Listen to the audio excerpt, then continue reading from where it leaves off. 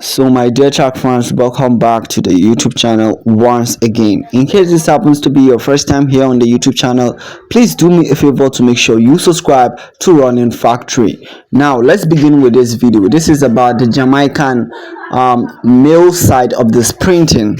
Now if you don't know, then you better know. These Jamaicans are coming with a lot of energy.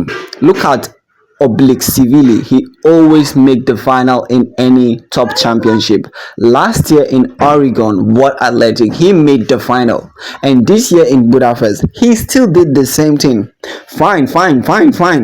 Since the retirement of Usain, you will all agree with me that Jamaicans have had a recent decrease in men dominating in sprinting event. The USA are the one taking it over. But why not? Come to think of it, let's talk about Kishane Thomson. This guy has a very promising future, and if I'm not forgotten, Kishane Thomson, I think, once beat no one else, the almighty no one else. Kishane Thomson once beat him. Am I wrong? No, I don't think I'm wrong. This is right. I heard something like that. I heard something about Kishane Thomson running the fastest time in 2023. Isn't this amazing?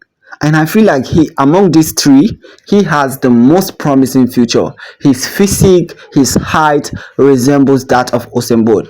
And let's talk about Akeem Blake also. Let's not forget about Akeem Blake. Although he has had a very disastrous season in 2023, you all know what I mean.